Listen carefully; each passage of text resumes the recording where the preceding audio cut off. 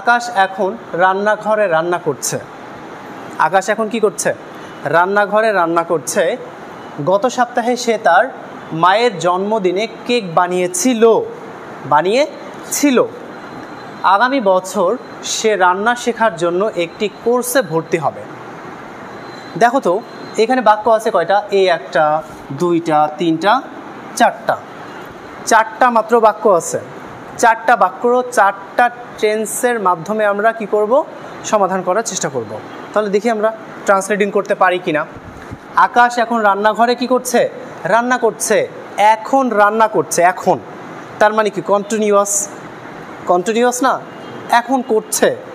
তুমি আমার ক্লাস এখন করছো বা তুমি আমাকে এখন দেখছো, এটা বর্তমানকালের কি কন্টিনিউয়াস ফর্মে রয়েছে। তো দেখি আমরা প্রথমে কি দিব? নাও। আকাশ হচ্ছে সাবজেক্ট। আকাশ কি? নাও আকাশ ইজ, রান্না করার ইংরেজি কি? কুক। রান্না করার ইংরেজি কুক থেকে কি হবে? Cooking. Akash is cooking in the, রান্নাঘরের ইংরেজি কি? কিচেন। তাহলে নাও এখন Akash is cooking in the kitchen, মানে এখন আকাশ রান্নাঘরে রান্না করছে। দেখো প্রথমে সাবজেক্ট ব্যবহার করেছি আকাশ, এরপরে ইজ, অ্যাম, ইজ, আর, তাই না? এটার ভিতরে ইজ ব্যবহার করেছি। তারপরে কুক মূলত ভার্বের বেস ফর্ম, এটার সাথে আমরা কি যুক্ত করেছি? আইএনজি যুক্ত করেছি। কি হয়ে গেছে তখন? কুকিং। তাহলে Akash is cooking in the kitchen, মানে রান্নাঘরে রান্না করছে। কিচেন মানে কি বলতো? রান্নাঘর। কিচেন মানে কি? রান্নাঘর। পরের বাক্য দেখো, গত সপ্তাহে সে তার মায়ের জন্মদিনে কেক বানিয়েছিল। গত সপ্তাহে কথাটা শুনলেই তো বোঝা যাচ্ছে এটা অতীতকালের কোনো একটা বিষয় হবে, তাই না? হ্যাঁ, তাহলে দেখো গত সপ্তাহের ইংরেজি কি? গত সপ্তাহে যেটা গত হয়ে গেছে, তাহলে কি হবে? হ্যাঁ, লাস্ট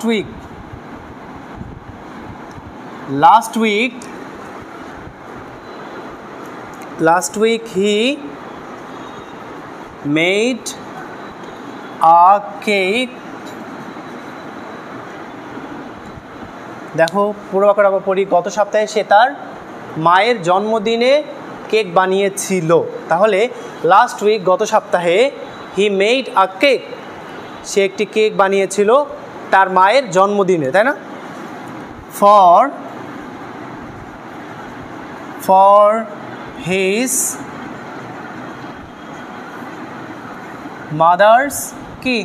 বার্থডে।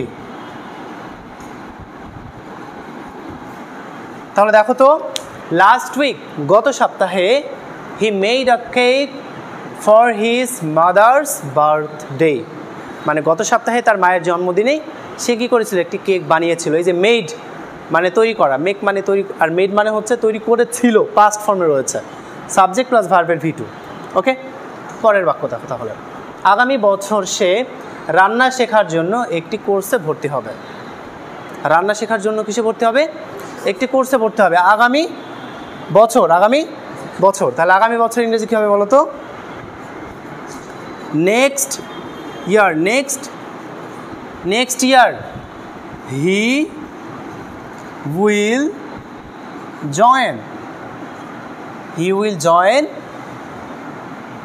আ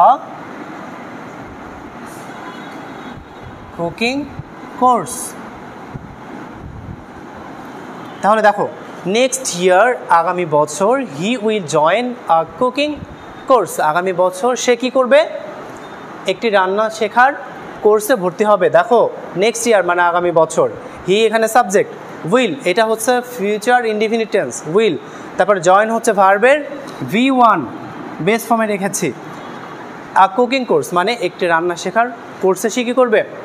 ভর্তি হবে। বুঝতে পারছো? দেখো এখানে চারটা সেন্টেন্স আছে, দেখো চারটা টেন্সকে ব্যবহার করে আমরা কি করেছি? এই বাংলাতে যে আমরা ছোট্ট স্টোরি লিখেছি, এই স্টোরিটা ট্রান্সলেটিং খুব সহজে আমরা করে দিয়েছি। ওকে, বুঝতে পারছো? তাহলে এইভাবে কিন্তু আমরা চাইলেই আমাদের রাইটিং স্কিলটাকে ডেভেলপ করতে পারি, এভাবে প্রতিদিন প্র্যাকটিসের মাধ্যমে। বুঝতে পারছো?